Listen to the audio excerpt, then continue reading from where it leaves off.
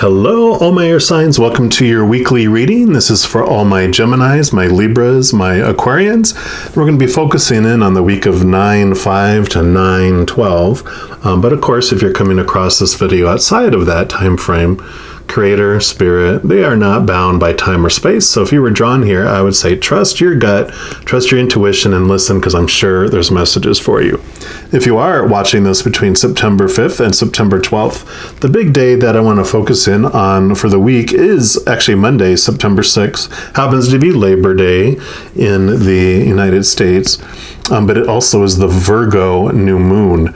And that Virgo new moon brings in this energy of like, which way do I go? Which way do I go? You know, what do I do next? So it's this big energy of like this call to reflection. And I did create separate videos by zodiac sign for the new moon, and I'll throw the playlist at the end of this video. So if you want to check that out, feel free to do so. But we're going to jump in and see for our air signs this week, what the Creator specifically has. And we're going to pull a card here from the Sacred Creator's Oracle and just see what overall the Creator wants you to know about this week.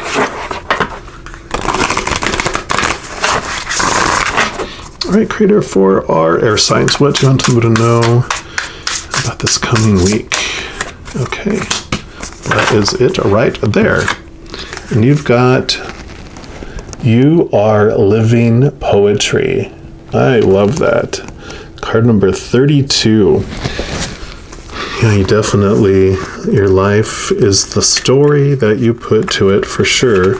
And it's beautiful with all of its dark prose and lightness to it as well. But it says the essential meaning of the card is your unique essence, your poetic expression, your sacred resonance with the world, freedom, euphoria, blessings, full creative flow. I'm loving that. And then the self-care message is just to be aware of turning down your brilliance, hiding your truth, shying away from creative expression, shying away from sharing. And it goes on to say what's your personal brand of expression, Sacred Creator? Are you allowing it to shine through all the things you think, you do, and say? You are living poetry, and your unique rhythmic nature reflects a soul story, a resonance, and a signature of verses that is all your own. As the breathing, moving, changing expression of the divine, how are you showing up in your story? How you express yourself in the world allows your energetic light to shine fully, or not. It's time to interact with your life in a way that reflects the most luminous parts of your nature.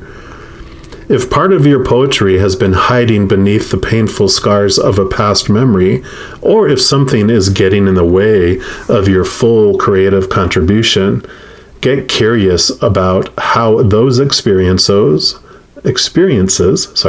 those past fears, worries, and guilt could actually help you to better understand your gifts and your ballad. Look at all of it, share it, transform it, and make your expression of self a prerequisite for what comes next. In the radiant poem of your life, it's who you are, and it's how you heal yourself and the world around you. And it has some questions that you can ponder this week, like what color is your personal poetry? How does it make people feel? What sort of beat would it have if it were music? What would make it happiest? And how can it best be used to inspire and heal the world? Excellent, excellent. So yeah, this is definitely a message about expressing, literally the song in your heart, the poem in your heart, expressing who you are with the world and not hiding it, not being embarrassed by it or afraid what people will say about it. Because there's going to be critics, and that's okay. We can take what they have to say with a grain of salt and what the praisers have with a grain of salt, because human opinion is fickle. It all depends on their mood and what they're going through. So it's unstable opinion, and really we don't need to worry about that. It's just express you. Let your light shine like the sun. The sun shines whether people curse it for being too hot and for being out when they wanted, cloudy weather or snow for their snow season, or, and whether people praise it. It's like, you know what? I shine because I love. And that's what the sun does, right? All right. We're going to pull some cards here from the Light Seers Tarot. Not Light Seers. This is, I was looking over at my Light Seers deck. This is the Rider-Waite Tarot. And let's see what else the creator wants you to know about this week. So for our air signs, what else do you want them to know about this week? Okay. Okay. Anything else? Okay.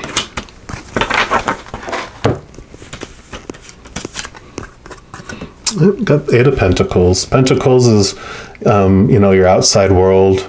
This is doing your work and mastering it, realizing, you just keep doing, and before you know it, you realize how much you've accomplished here.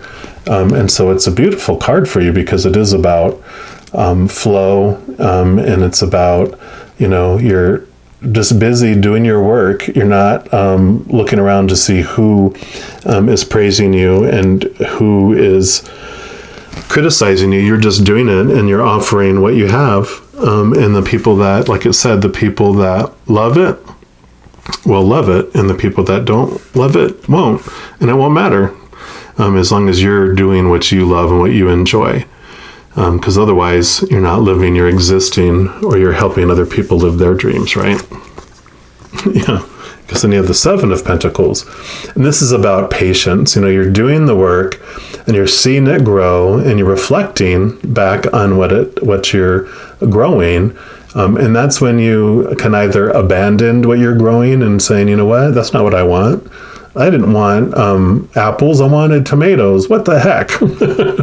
And then you can, either give that away or maintain it while you begin to grow your tomatoes as well, right?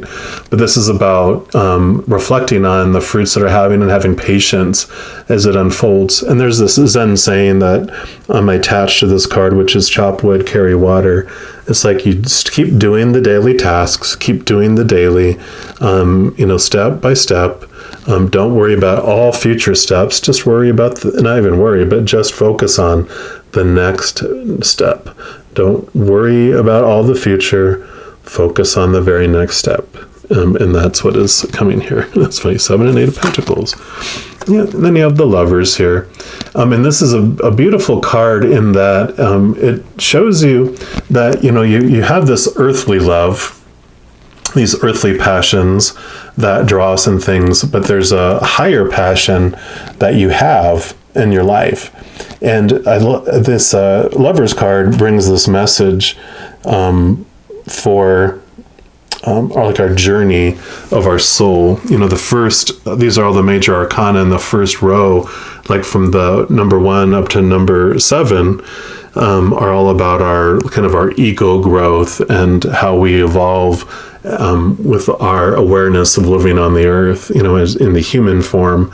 Not really connecting to our higher spiritual self yet, but this is the beginning of it, because before it is the 4 and the 5. The 4 is the Emperor, the 5 is the Hierophant, and the energies of those can reflect how, like, the Emperor puts rules on humans to have us be able to live together without killing each other. So we can all be in one city, and you have rules so that it keeps order and keeps us from all dying of, massive diseases all the time, because they have rules about where you put your waste, like garbage and other human waste, and, all of that. So they have these rules that help humanity get along with each other. But then the ego comes and gets involved, and then it becomes about power power in maintaining power. And so there can be this like suppressive laws, right? And the Hierophant does that, but they do it for our spiritual life, about our spiritual beliefs, and it tries to organize and keep us focused to be able to accomplish things together. But then it becomes about power and that we're the right belief, and no, we're the right belief, and it becomes about, again, power and maintaining control. Then comes the Lovers, and the Lovers represents like the first time in our life as children, and usually young adults, where we're like, we start to have all those tingling feelings inside of us, either attraction, it can be sexual attraction, or love, or puppy love, or whatever those are. And it can be even just desire to go see a band. It's like there's something that becomes so we become so enamored with in our life that we risk breaking the rules. And that's what I love about this, is like, this is about doing what you want to do, and you're finding the passion. Poetry, it's very much about passion, right? And so it's like finding your passion, and you're willing to break the rules, all these shoulds and supposed tos and have tos and need tos of self-acceptance, and acceptance of others. And it's about breaking that. And so I love it, because this is like, yes, focus on your passion, have patience, just keep working towards what you love to do. And that allows you to express who you are. And then what's this final card here? Yeah, here you go, King of Swords. This is you. I mean, swords are the element. It's your mind, your mindsets, your beliefs, mindsets, attitudes, expectations. The King of Swords wields the Ace of Swords here. He has lived through all of the entire suit of swords, so he definitely understands the mind, and how he can release old ways of thinking, old beliefs that no longer serve you, things that block the way for you living your higher truths. And usually, sometimes he'll have like a hand extended, which he understands that he's not holding on to the sword with both hands. This is your higher truths, but he's also keeping an open mind to allow new beliefs to come into your life, so you're not limiting your experiences by being closed-minded. He also learns that you to have the most advantageous life, or the life that more aligns with you. You can see here above him he has the moons, that it's also important to connect to your emotional side, to your higher self, outside of the human experience. And so I love that, because that's how you discover your passion. Is your small T truths are what you get from outside world about what you should be doing and who you should be. But you get this capital T truth that comes in, and you realize what you want to be and what you want to do. And so you get to live your life, and you realize too that you get to choose what story you put to anything. And that's something else the king learns and teaches, is that he realizes that all, and this can be male or female, this is just the energy of the king. You realize that you are the one that gets to choose what story you apply to anything. You're the one that controls the expectations, your attitudes, and that is what rules so much of your world. You're not afraid of what comes next, if you know that no matter what comes next, you get to choose what it means about you in the world. People will have their opinions on what it's supposed to. The popular opinion of that's what that means, or the popular emotion of that's how you're supposed to feel. But you get to decide, and that's the power that you're yielding with this King of Swords, is this awareness that's coming to you. So I am loving that for you. All right, yeah, and then lastly, we're going to pull a card here from the Heart affirmation cards, and just see what the final message for the air signs is from the Creator for this week. What's your final message for our air signs, please? Okay, like this is the one right here. I create healthy boundaries, and I support my personal growth and potential. Yeah. So you create your healthy boundaries, definitely this, you allow people to have their opinions, right? That's one thing the King of Swords does too, is like, it allows everyone to have their opinions. You can't change people's opinions. They have to change their heart, and then their opinions change, but you can't change people's opinions, and then change their heart. So you focus on yourself. You focus on creating the boundaries about what you allow in your life and what things mean in your life. You allow people to have their opinions, but you don't have to take them on as your own. And so you create like this, almost like this hedge around yourself of like, this is love, and anything that's not of love stays out there. I only allow into my inner hedge what is of unconditional love and joy and peace and laughter. And then that keeps all that emotion and ideas of fear on the outside, allows you to be creative, to live a poetic life. Let's say you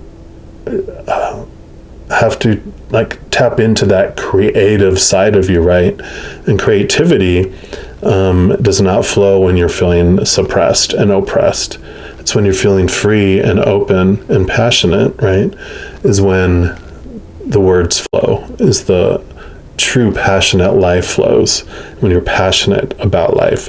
So if you're not passionate about life, and you're looking here going, I don't really want to invest any more energy in these apples. Why was I growing apples? I really love tomatoes, and I want tomato plants. It's like, well, then you can make that change, right? You're the one that's in charge, and you can continue to live a life where you're existing, where you're not really living at all, or you can choose to live and live your passions. So I'm loving this reflection for you for this week, and those beautiful questions that came with that card there. So I'm going to leave it at that, and just know that as you go throughout this week, that every second of every day, you are unconditionally loved by the Creator of all things, and I love you too. So have an amazing week, and I'm sure I'll be talking with you again soon. You take care now.